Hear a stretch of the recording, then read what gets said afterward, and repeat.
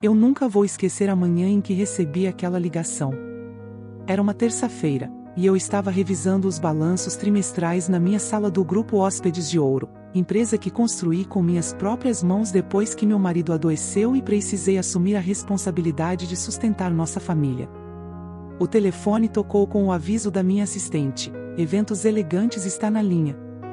Atendi, surpresa, porque raramente encaminhamos clientes para eles. Sempre foram concorrentes, embora dividíssemos alguns de nossos espaços mais refinados. Do outro lado da linha, uma voz feminina, ensaiada e impecável, disse: Bom dia, senhora. Espero não interromper nada importante.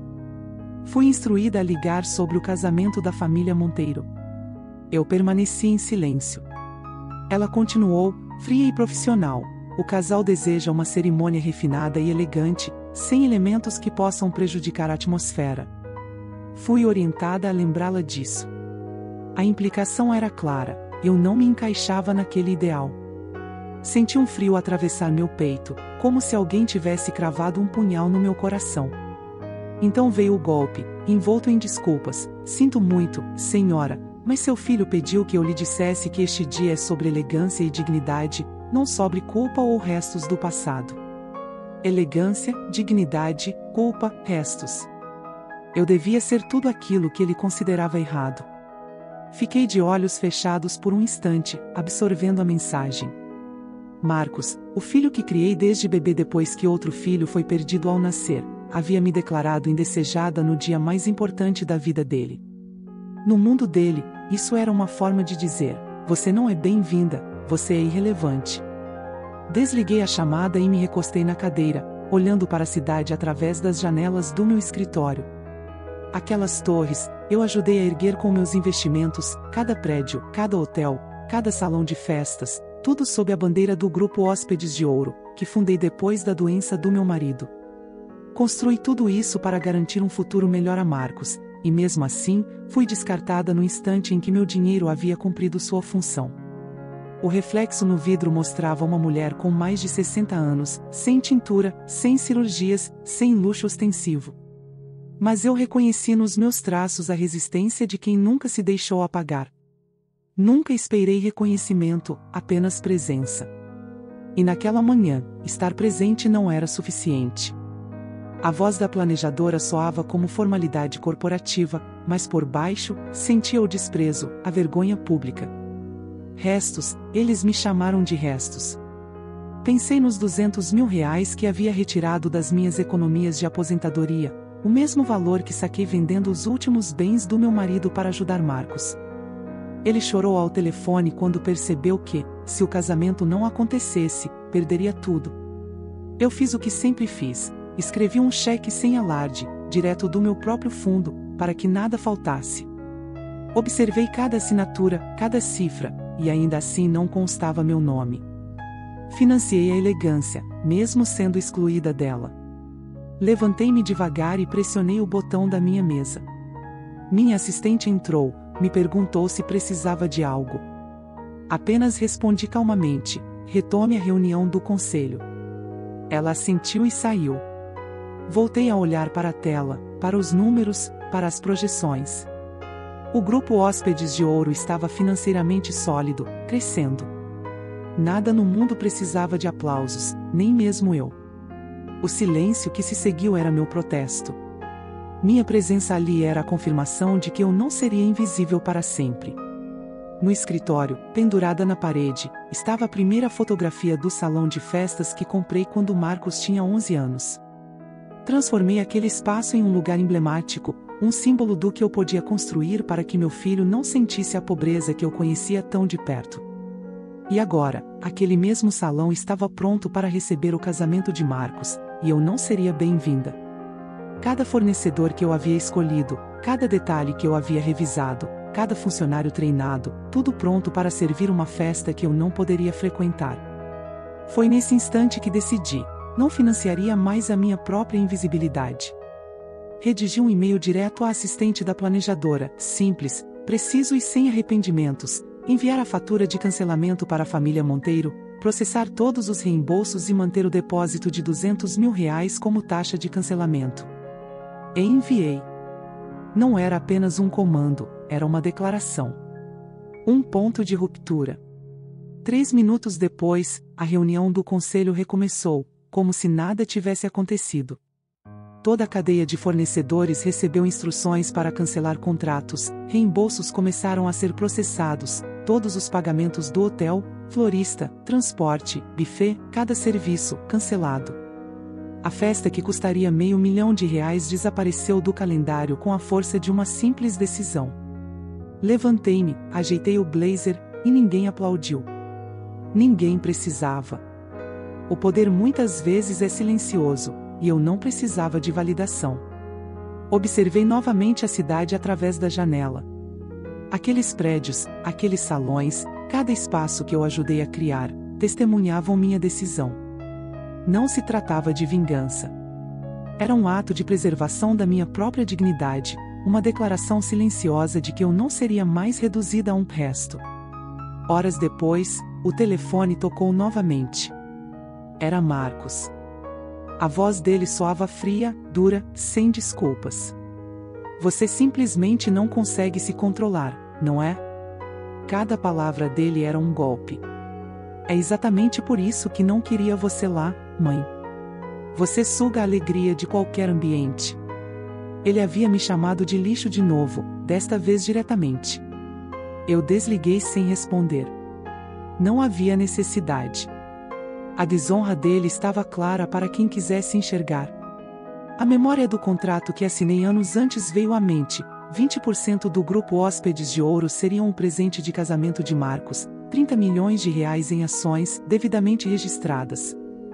Eu nunca disse nada, nem ao conselho, nem ao banco, nem aos outros filhos. Sempre acreditei que o maior presente de uma mãe era fazer o que precisava ser feito sem alarde. Mas aquela promessa morreu no momento em que ele me chamou de lixo.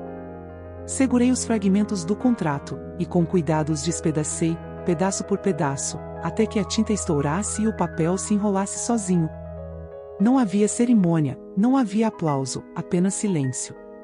Depois daquela manhã, a vida continuou como se nada tivesse acontecido, mas, para mim, tudo havia mudado.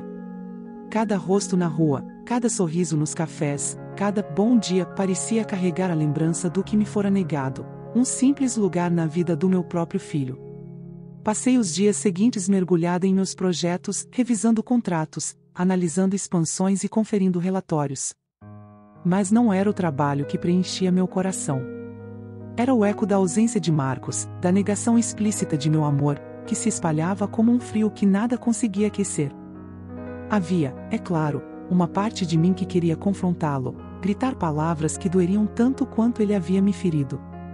Mas uma voz mais antiga, mais profunda, sussurrava que essa não era a maneira de lidar com um filho que já decidirá me excluir. Amor não correspondido é um tipo de dor que nenhum luxo ou poder pode curar.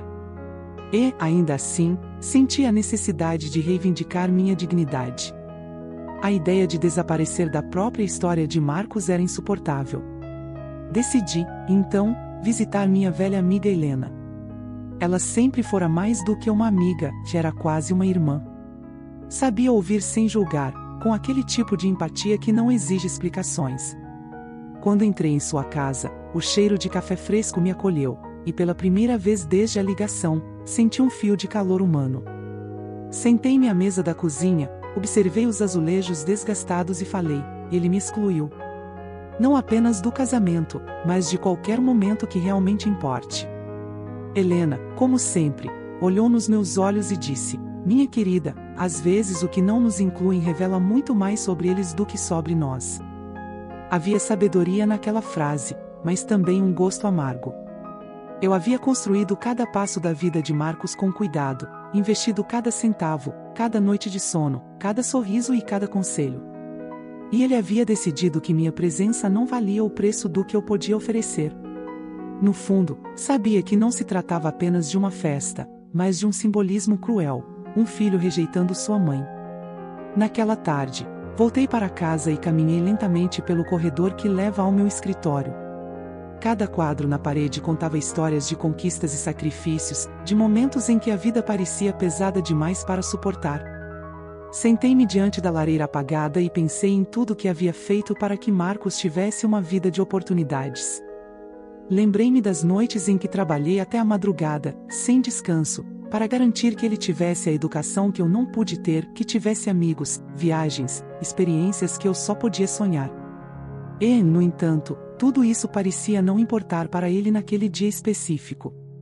A recusa de me incluir no casamento era um espelho do que ele acreditava que eu representava, uma memória inconveniente, um peso a ser ignorado. Um gesto de orgulho, talvez, ou de ressentimento reprimido. Mas não era só isso, que era também uma forma de exercer controle. Marcos sempre teve o hábito de medir amor em reciprocidade direta. Ele acreditava que dar tudo o que eu podia oferecer significava nada, que presença física não significava conexão. No fim da tarde, enquanto revisava documentos financeiros, recebi uma mensagem inesperada de minha neta, Luísa. Ela tinha 15 anos e uma percepção aguda do que se passava. As palavras dela eram simples, mas carregadas de uma verdade que poucos adultos poderiam expressar. Vó, não deixe que eles definam o que você vale.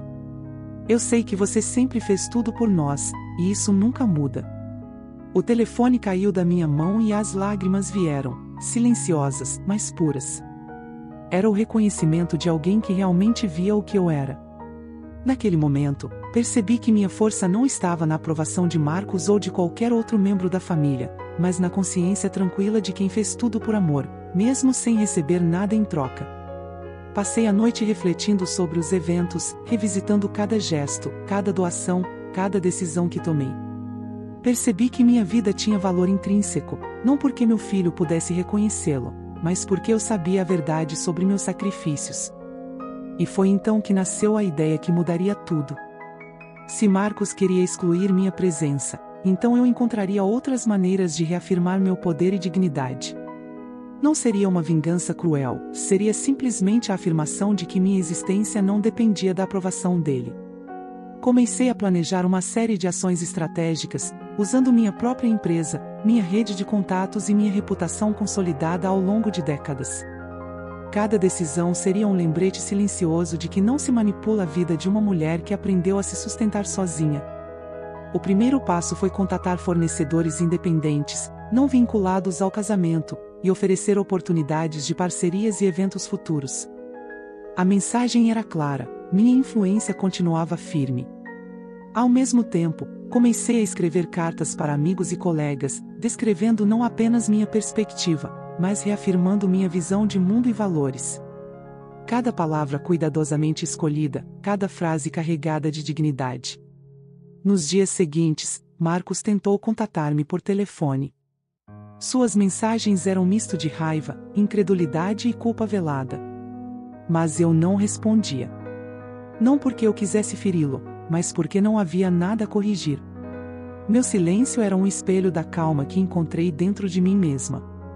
Cada ligação não atendida, cada mensagem ignorada, era um ato de preservação. Eu precisava de espaço para respirar, para me reconhecer e validar minha própria importância, fora do julgamento de qualquer filho. Enquanto caminhava pelos corredores do meu escritório, observando a cidade iluminada pelas luzes da noite, senti uma estranha sensação de liberdade. Marcos poderia escolher o que quisesse: festas, aparências, validação pública. Mas eu tinha algo que ele nunca poderia tirar: consciência tranquila, força moral e capacidade de seguir adiante, mesmo diante da rejeição. E naquela noite, finalmente, pude dormir sem sentir a necessidade de aprovar ou justificar minha existência. Nos dias seguintes, a rotina voltou ao seu ritmo usual, mas havia uma quietude nova em mim, algo que eu nunca havia sentido antes: a sensação de controlar minha própria narrativa, sem precisar da aprovação de ninguém. Cada reunião, cada decisão financeira, cada assinatura de contrato tinha agora um sabor diferente. Não era mais apenas trabalho, era a afirmação de que eu existia por mérito próprio, não por gratidão ou reconhecimento alheio. O telefone tocou novamente, e, pela primeira vez, não foi Marcos. Era minha filha Helena. Eu a conhecia por histórias que guardava em silêncio há anos. Ela tinha crescido sabendo, apenas por fragmentos, que algo em sua história de nascimento havia sido escondido. Mas, de alguma forma, Ela sempre sentiu a conexão que eu jamais deixei de nutrir. A voz dela, calma e firme, me trouxe uma mistura de emoção e alívio. Mãe, disse ela, eu quero ver você. Precisamos conversar. Nos encontramos no salão principal de um dos meus hotéis, agora silencioso e vazio após o tumulto da semana. Helena entrou, carregando a compostura de quem sabe o que procura, mas sem exigir nada. Seus olhos encontraram os meus, e foi como se nenhum tempo tivesse passado. Eu sabia que ela me reconhecia. Não havia perguntas sobre contratos, dinheiro ou privilégios. Apenas presença. E era isso que eu mais precisava. Enquanto conversávamos, contei-lhe brevemente os eventos recentes, sem dramatizar, apenas expondo fatos.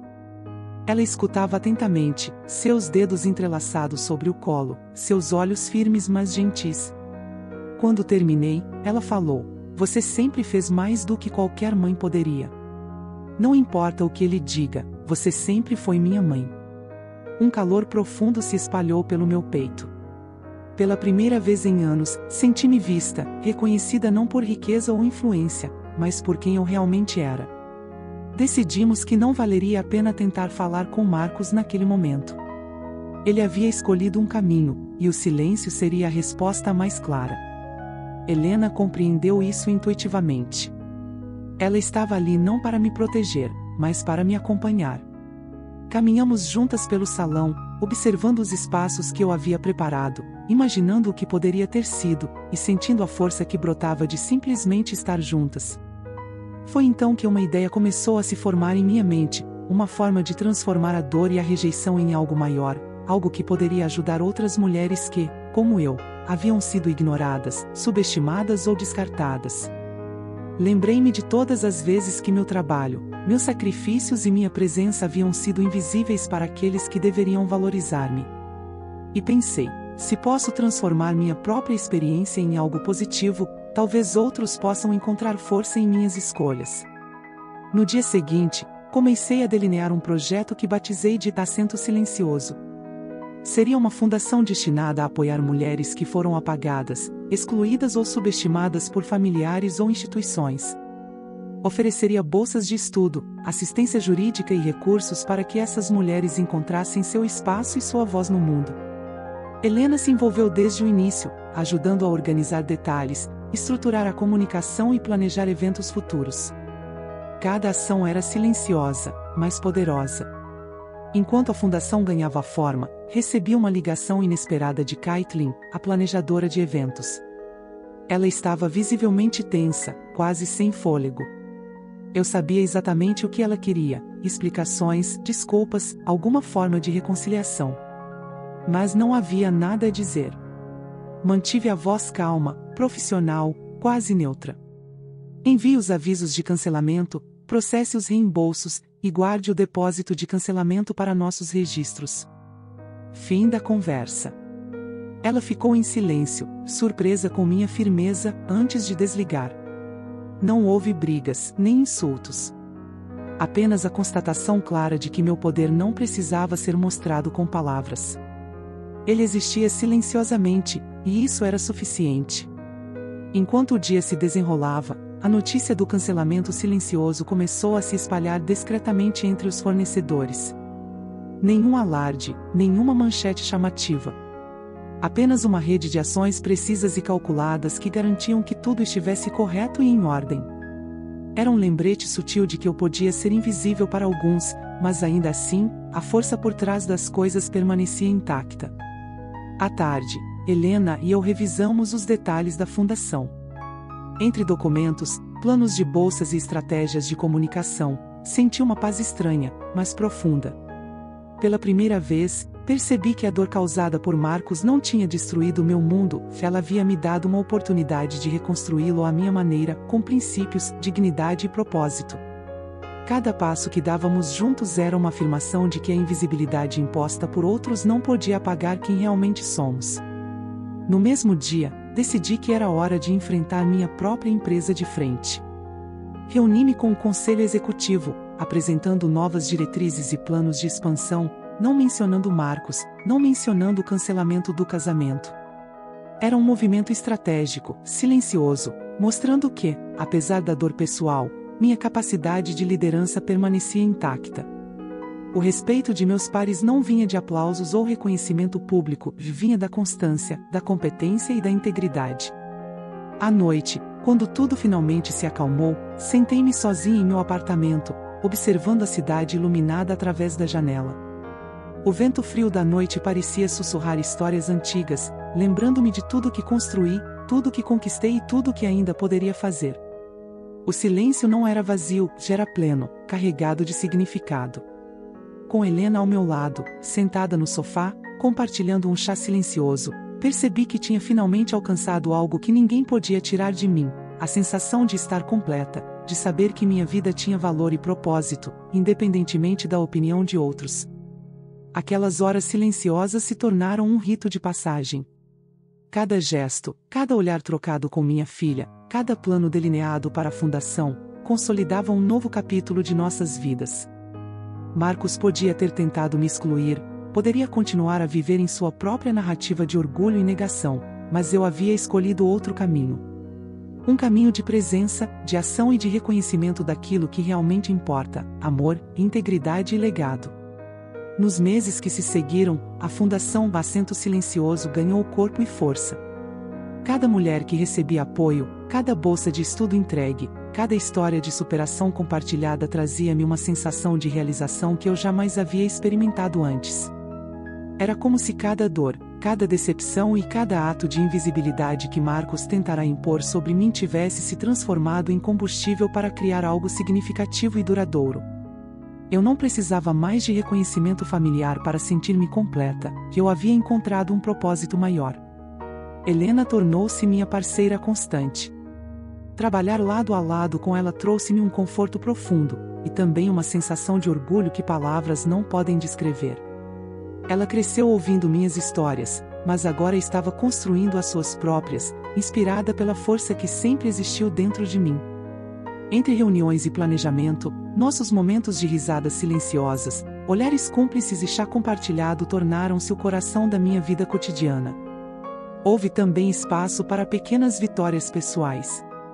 Voltei a frequentar lugares que antes evitava, caminhando pelas ruas com confiança, sentindo o vento e a liberdade de não precisar justificar minhas escolhas. Cada sorriso que recebia de estranhos, cada gesto de gentileza que encontrava, reforçava que a vida era mais rica quando guiada pelo respeito próprio e pela autenticidade. Eu não precisava da aprovação de Marcos ou de qualquer outra pessoa para validar minha existência. O casamento de Helena se aproximava, e eu estava determinada a estar presente de forma ativa, mas com consciência do que realmente importava. Não seria um dia marcado por conflitos ou tensões familiares, seria uma celebração de amor, união e esperança. Preparei o vestido que havia guardado para ocasiões especiais, respirei fundo e percebi que cada detalhe daquele dia simbolizava a força que carregava, a maturidade adquirida e o legado que desejava transmitir. No dia do casamento, enquanto observava Helena caminhar até o altar, senti uma mistura de nostalgia e alegria. As lembranças de uma juventude cheia de sacrifícios, de perdas e de expectativas não correspondidas se misturavam ao presente, onde minha filha encontrava sua própria felicidade, e eu, finalmente, sentia-me plena. As lágrimas que vieram não foram de dor, mas de gratidão, pela vida que construí, pela filha que criei e pelo caminho que escolhi trilhar, mesmo quando parecia solitário. Durante a cerimônia, percebi que Marcos não estava presente, e senti uma estranha sensação de alívio. Sua ausência não diminuía minha conquista, pelo contrário, reforçava que a vida podia seguir e florescer mesmo sem aqueles que insistem em nos subestimar ou ferir. Helena e eu trocamos olhares de cumplicidade, e naquele instante compreendi que o que importava não era a aprovação alheia, mas a presença real, o amor verdadeiro e o legado que deixamos. Após o casamento, a Fundação recebeu a atenção da mídia e de apoiadores, mas não de forma sensacionalista. Tudo era narrado com foco na transformação e na força das mulheres que participavam. Eu mantive a postura discreta, permitindo que o trabalho falasse por si só. Cada história de superação, cada sorriso recuperado e cada oportunidade proporcionada era uma vitória silenciosa, mas poderosa, que me lembrava constantemente do valor de persistir com dignidade, mesmo diante de traições e desilusões. Em casa, os momentos simples com Helena se tornaram ainda mais preciosos. Conversas longas sobre sonhos, planos para o futuro e lembranças da nossa trajetória juntas reforçavam o vínculo inquebrável que construímos. Às vezes, sentávamos lado a lado no sofá, com chá ou chocolate quente, apenas contemplando o silêncio e sentindo a presença uma da outra. Era uma intimidade tranquila, carregada de significado, que nenhum conflito externo poderia abalar. Refletindo sobre tudo, percebi que a vida me ensinou lições valiosas, que a dor pode se transformar em força, que a rejeição pode se tornar oportunidade e que o amor genuíno e o respeito próprio são insubstituíveis. Marcos tentou apagar minha presença e minha relevância, mas cada ação, cada passo que dei para mim mesma, provou que meu valor nunca esteve condicionado à sua aprovação. Minha história não era dele para contar, era minha para viver plenamente. E assim, enquanto o mundo continuava seu curso, eu encontrei finalmente a paz interior que buscava há tanto tempo. Meu legado não era apenas material ou financeiro, mas humano e emocional. As mulheres que ajudava, minha filha que florescia, os momentos simples de vida cotidiana, tudo isso formava uma tapeçaria rica e vibrante, cheia de significado. Marcos podia seguir seu caminho, mas eu havia encontrado o meu, e era pleno, honesto e repleto de propósito. Nos momentos de silêncio, quando observava a cidade à noite ou contemplava os rostos felizes ao meu redor, sentia uma gratidão profunda. Pela vida que construí, pelas dificuldades que enfrentei, pelo amor que nunca deixei de dar. Cada capítulo doloroso da minha história transformou-se em aprendizado, e cada vitória silenciosa se tornou um lembrete de que, mesmo quando subestimados ou ignorados, podemos escolher a força, a dignidade e o amor como guia. Minha história, que começou com dor e desilusão, transformou-se em uma narrativa de empoderamento, reconciliação e legado. Uma história de uma mulher que, apesar de ser invisível para alguns, encontrou visibilidade para si mesma e para aqueles que amava. E, no final, foi essa visibilidade silenciosa, mas poderosa, que me permitiu finalmente viver plenamente, em paz e com propósito.